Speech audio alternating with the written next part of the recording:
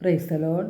സ്നേഹമുള്ളവരെ, ഇന്ന് നാം വിചിന്തനം ചെയ്യുന്ന തിരുവചനം ജെറമിയ 29:13 ജെറമിയ പ്രവാചകനിലൂടെ കർത്താവ് അരുളിച്ചെയ്യുന്നു, നിങ്ങൾ എന്നെ അന്വേഷിക്കും, പൂർണ്ണ ഹൃദയത്തോടെ അന്വേഷിക്കുമ്പോൾ നിങ്ങൾ എന്നെ കണ്ടെത്തും. നിങ്ങൾ എന്നെ കണ്ടെത്താൻ ഞാൻ ഇടയാക്കും. ദൈവത്തെ പൂർണ്ണ ഹൃദയത്തോടെ അന്വേഷിക്കുമ്പോൾ ദൈവത്തെ കണ്ടെത്താൻ കഴിയും. കാരണം അത് ദൈവത്തിൻ്റെ സത്യവചനമാണ്. അതൊരിക്കലും പരാജയപ്പെടുകയില്ല.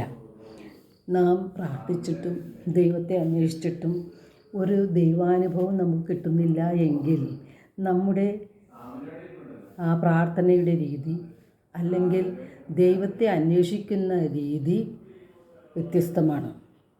നാം പൂർണ്ണ ഹൃദയത്തോടെ ദൈവത്തെ അന്വേഷിക്കുമ്പോഴാണ് ദൈവത്തിൻ്റെ സ്വരം കേൾക്കാനും ദൈവാനുഭവം നമുക്കുണ്ടാകാനും ഇടയാകുന്നത്.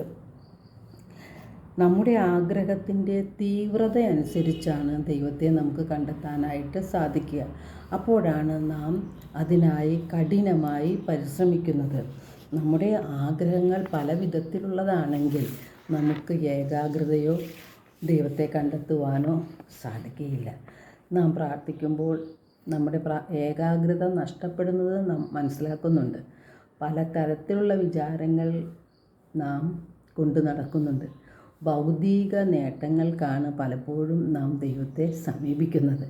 രോഗശാന്തി, ജോലി, സാമ്പത്തിക നേട്ടങ്ങൾ, വിവാഹം, മനഃശാന്തി, അങ്ങനെയുള്ള കാര്യങ്ങൾക്ക് വേണ്ടിയാണ് പലപ്പോഴും നാം ദൈവത്തെ സമീപിക്കുന്നത്. ഈ അനുഗ്രഹങ്ങൾ നൽകുന്ന ദൈവത്തെ നാം പലപ്പോഴും ഓർക്കാറില്ല. അനുഗ്രഹങ്ങളുടെ പുറകെ നാം ഓടുമ്പോൾ അനുഗ്രഹം നൽകുന്ന ദൈവത്തെ പലപ്പോഴും നാം മറന്നു പോവുകയാണ് ചെയ്യുന്നത്. ആ തന്ന അനുഗ്രഹങ്ങൾക്ക് നന്ദി പറയുവാനോ അതോടൊപ്പം ദൈവത്തെ മഹത്വപ്പെടുത്തി ജീവിക്കുവാനോ പലപ്പോഴും നമുക്ക് കഴിയാതെ വരുന്നു. സങ്കീർത്തനം 42 സങ്കീർത്തകൻ പാടുന്നുണ്ട്, നീർച്ചാൽ തേടുന്ന മാൻപേടയെപ്പോലെ ദൈവമേ, എൻ്റെ ഹൃദയം അങ്ങയെ തേടുന്നു. എൻ്റെ ഹൃദയം ദൈവത്തിനായി ദാഹിക്കുന്നു, ജീവിക്കുന്ന ദൈവത്തിന് വേണ്ടി തന്നെ.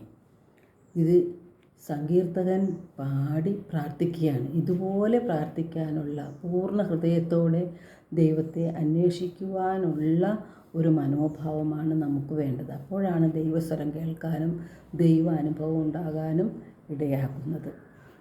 ദൈവം എല്ലാവരെയും സമൃദ്ധമായി അനുഗ്രഹിക്കട്ടെ.